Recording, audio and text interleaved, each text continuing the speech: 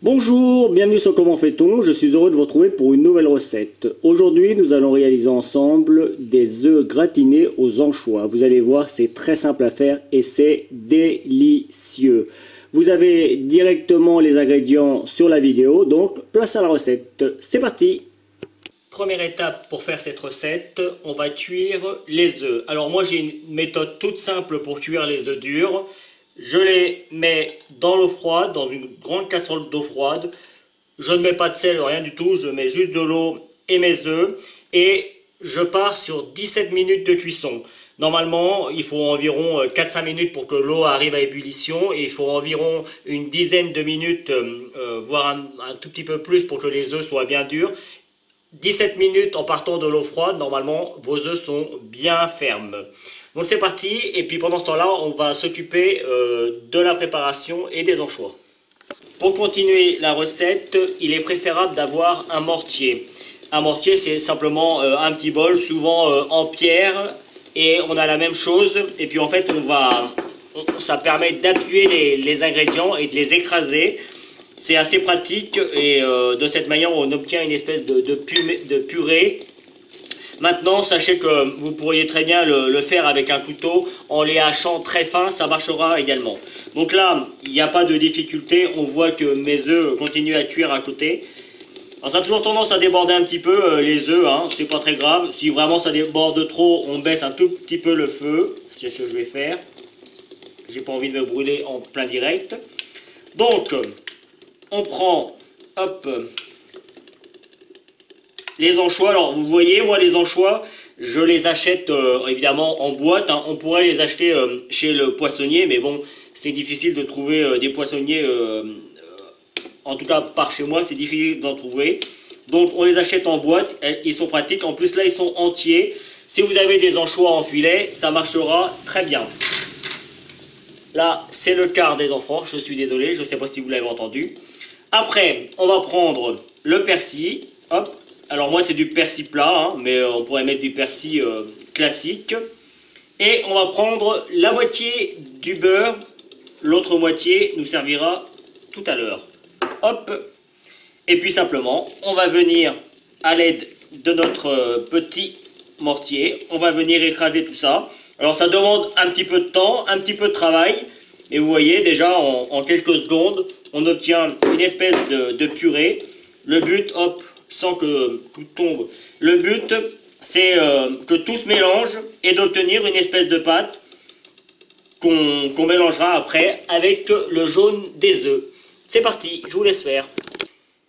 Mes œufs sont maintenant bien durs, on va enlever la coque, on va les écailler hein, pour être exact. Alors je sais que certains diront que comme toujours j'en fais trop et que je montre vraiment trop, mais bon voilà, je vous donne la technique. C'est pas très compliqué, on tapote un petit peu, voilà, histoire d'avoir suffisamment de place pour enlever la coquille. Et après par contre on fait attention, mais comme vous pouvez le constater, il y a toujours une peau entre l'œuf et la coque, et en fait le but, vous voyez, c'est de la trouver et après ça se fait tout seul. Le but là c'est vraiment de ne pas casser, vous voyez là la peau on l'a, et à partir de ce moment là après ça se fait tout seul. Hop. Voilà, vous avez compris le principe. On les épluche de cette manière, je vais le faire puisque j'ai fini hein. Voilà, hop, ça c'est tout seul. On pourrait les passer un petit peu sous l'eau. Alors évidemment, on égoutte l'eau, hein, vous avez vu, c'est vide. Et je les ai passés 2-3 fois sous l'eau froide pour pouvoir les travailler plus facilement. Donc, pour les éplucher, encore une fois, il n'y a pas de difficulté. On les prend sur la longueur, hein, pas par le milieu, mais dans l'autre extrémité. Il faut que ce soit par la largeur. Enfin, j'espère que vous avez compris ce que j'ai voulu dire.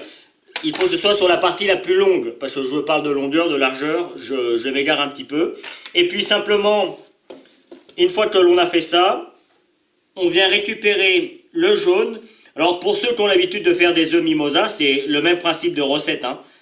Sauf que là, au lieu de prendre du thon, on a mis des anchois. Et puis vous allez voir qu'après, il y a une partie cuisson, ce qu'il n'y a pas dans les œufs mimosa. Mais au niveau de la préparation, c'est la même. Donc là, vous voyez, on vient juste à l'aide d'une petite cuillère, toujours en faisant attention de ne pas casser les œufs, parce qu'on les blancs, parce qu'on va s'en servir après. D'ailleurs, moi, vous voyez, j'ai mes petits récipients, hop, le petit récipient, et je vais venir les poser directement dessus, comme ça, ce sera fait. Hop, ils seront déjà dans leur petite...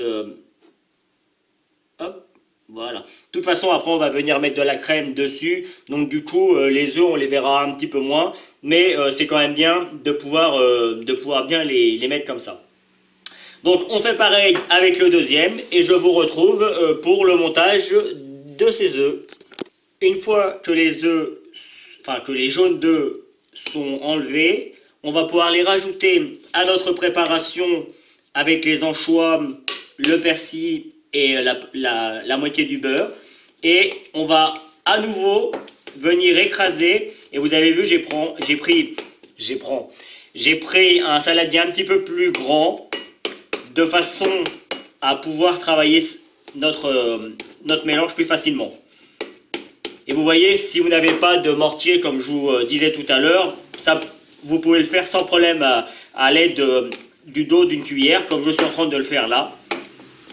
Il y a toujours moyen, quand on veut cuisiner, même avec peu de matériel, on peut faire de la très bonne cuisine. Après, je vous cache pas, c'est toujours plus agréable de cuisiner quand on a tout ce qu'il faut. Voilà, comme c'est un petit peu épais, on va mouiller tout ça avec un petit peu de jus de citron. Alors, là j'ai la moitié d'un jus de citron, je ne mets pas tout d'un coup, j'en mets à peu près la moitié, je regarde ce que ça donne. Normalement, il faut à peu près le jus de citron, hein. Mais ils sont plus ou moins gros nos citrons, donc on fait attention. Et puis tout dépend après du goût également. Si vous avez envie que ce soit très prononcé en citron ou juste que ce soit délicat. Moi j'aime bien le citron, donc du coup j'aime bien en mettre. Vous voyez, là ça pourrait être bien hein, pour ceux qui n'aiment pas trop le citron. Moi je vais mettre la fin. Ça va être un tout petit peu plus liquide, pas liquide mais un petit peu plus crémeux. Voilà. À partir de ce moment-là, on peut préchauffer le four pour qu'il soit bien chaud. Alors là, il s'agit juste de gratiner, donc on peut mettre au niveau du four, on peut mettre je cherche mon mot. Juste avant de mettre la crème, je vais rajouter, et ça c'est ma petite touche personnelle, un petit peu de piment d'Espelette. J'aime bien ça, moi, quand c'est bien relevé. Après, on n'est pas obligé, hein, encore une fois, c'est ma touche personnelle.